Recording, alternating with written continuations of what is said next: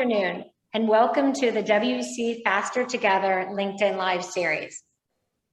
The Women Business Collaborative is an unprecedented alliance of over 50 women business organizations collaborating together for equal position, pay, and power for all businesswomen. We are a network of professional men and women, business organizations, public and private companies, the media, and others dedicated to accelerating change through collaboration, advocacy, and accountability. To propel women forward, the WBC has united more than 50 of the leading women's business organizations, activating this vast network to attain immediate and long-term results around 9 essential action initiatives. The first 3 are focused on executive women's leadership in business. These are CEO leadership and sponsorship of women CEOs, women in the C-suite and executive leadership with P&L responsibility, and women in the boardroom. Our next 3 initiatives focus on the underrepresentation of women in business. These action initiatives are women entrepreneurs and access to capital, women in capital and finance, and women in technology. And our final 3 are critical and underpin everything we do in our commitment to equity for women in business. These are diversity, equity, and inclusion, gender and pay parity, and women in the pipeline. As you can see, our work focuses on ensuring more women CEOs in the C-suite and on boards, a demand for gender and pay parity, increasing access to institutional capital and capital for women entrepreneurs, driving more women as controllers of capital allocation, parity for women in underrepresented sectors such as technology, and leveraging and learning and development to drive pipeline promotions. Interwoven across every initiative is our call for inclusivity, diversity, and equality for all women, including the women of color, the LGBTQIA community, and other disenfranchised women. Our movement and network is spearheaded by our board, partners, advisory, and leadership councils, and we reach millions of business leaders across the United States and globally. We are committed to diversity, as I mentioned, and our council and board of directors include more than 30% people of color. The power of combining the collaborative approach with our women's business movement is already creating momentum and accelerating the pace of change for business women. And we want you to hear more about what we do, who we are, and where we're going. So my first call is to invite you all to come join us for our 3rd annual summit, which is in September, to hear how we are accelerating the pace of change. Our summit is entitled Empowering Through Gender Equity and Diversity.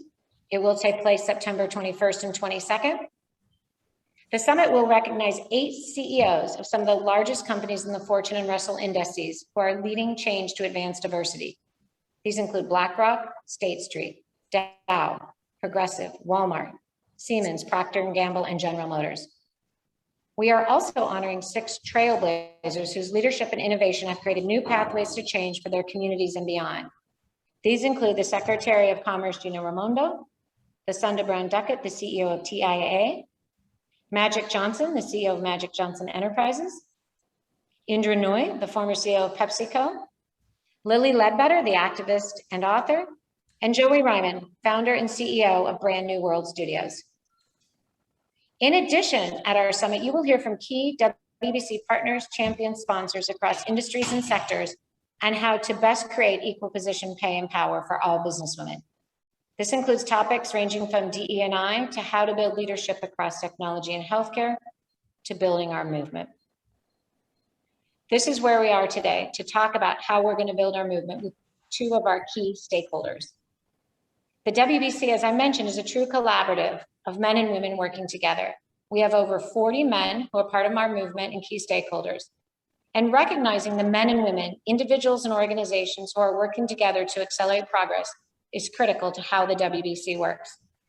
Today, I'm honored and thrilled to be joined with Michael Norris, the CEO of Urban Legacies North America and a WBC board member, and Pat Shea of Shea Advisory Services, also a WBC board member, to talk about allyship and ally of her. Welcome, Pat and Michael. Thrilled to have you today. Oh, thank you, Gwen. Yay. Hi, Gwen. Hi, Pat. So let me ask each of you, Pat, I'm going to start with you. I would love to hear, why did you join the WBC? and tell us, what you're doing and what it's like to be a part of the Women Business Collaborative.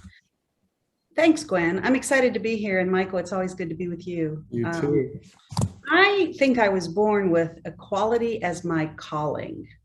So I think my whole life, it has been what I have pursued. And because I'm a woman, it's what I've experienced. So joining the WBC for me is almost like a personal obligation, but also a fantasy, because I get to work at the national level on changing things that matter most to me. And I love the way that we even line it up. Equal pay is so important. Equal power is so important, and equal positions. And I say that not because I'm a woman only, but because I think those things bring about the best end result. So working as a board member on all of our initiatives, in particular Ally of Her, it really is fun to help move the needle faster, farther. And I think we're doing that. Michael, same question. Tell us about why you joined and what you're doing here at the WBC. Well, thank you, Gwen and Pat.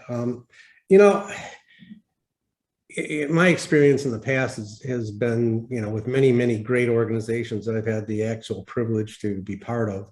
Organizations I have felt that have moved the needle or contributed in these areas to a great extent.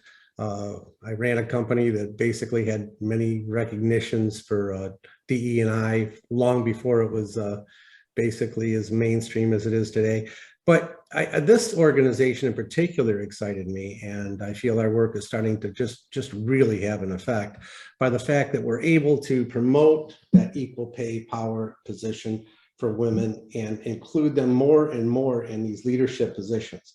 The fact that we have such great partners out there that we're part of, allies already, the other organizations, shows the strength in numbers. I learned working on the board of the United Negro College Fund how as a voice for all HBCUs, you could accomplish more.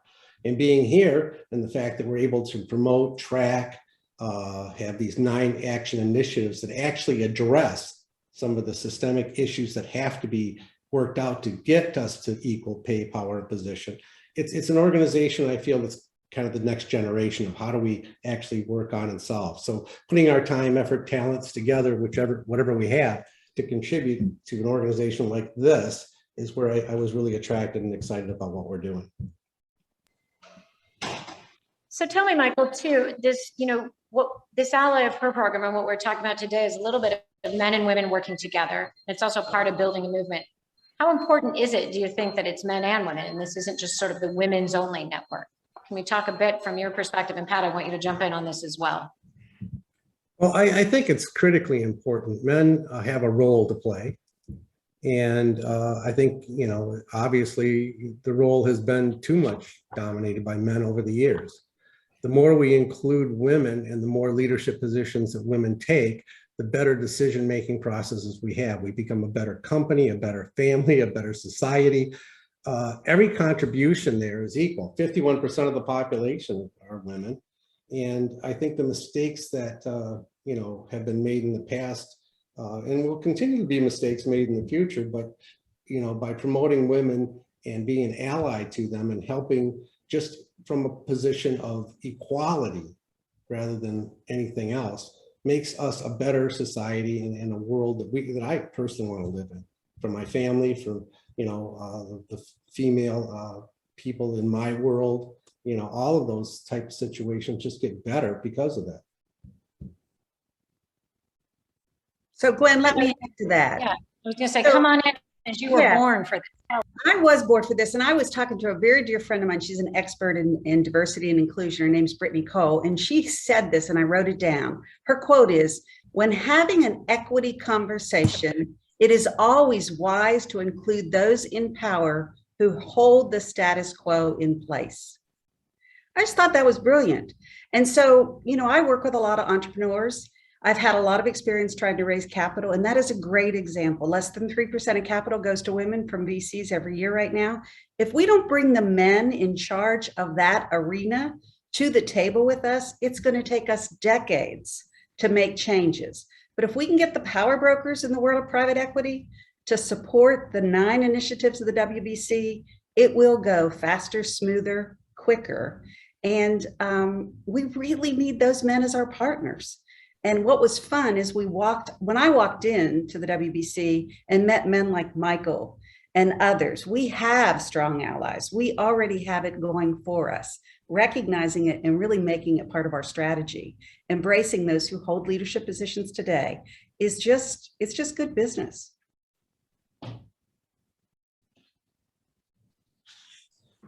I think too, being an ally is an acquired skill to some extent for men.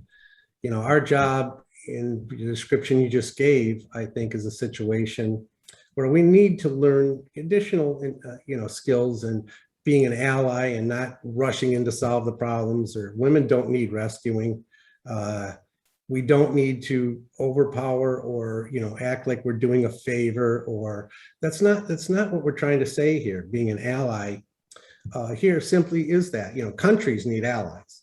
The problems are big. The issues globally and locally and everything else are tremendous. So, I mean, being an ally is simply a matter of just that. And let's face it, like you're pointing out, Pat, the power brokers are still, dominantly men, and, they have got to understand it. And when I talk to my male counterparts, as long as we as a society continue to grow financially, domestic products, families, everything, as long as we're going in the right direction, there's growth and room for everybody. And we can do it much better with, the fact that we could be a society where there's equal pay, power, and position. I just don't know that that's a better way for us to operate into a very ever-changing world. Right. And unfortunately, we still have to reinforce the idea that a women's organization is not an anti-men's organization. That's not at all the goal of any organization like the WBC. And so I love hearing stories of things that you did as a leader in your organization or men that you know. And how important do you think it is to men to have role models and to hear best practices from other men? Do you think that's effective? Well, it's always been for me. You see a role model, you see the things that are, in role models that are good and bad. Mm-hmm. And you emulate, hopefully, the good, and you stay away from the mistakes or the things that you think that could be done better. And, the people that have stood out that, make a big difference, even my friend Magic Johnson, who long ago, when, after he got out of sports, everybody wanted a picture taken with him.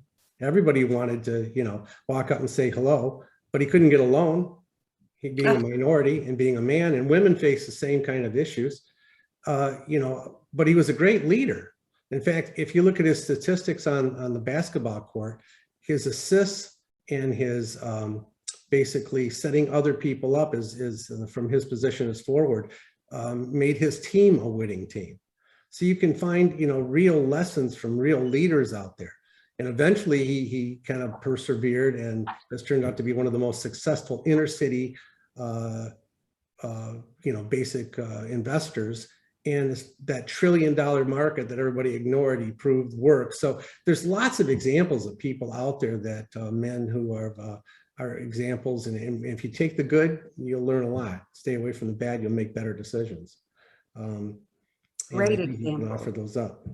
Great examples. So we're launching Ally of Her at the conference. This is a new program that we've sort of started as a board.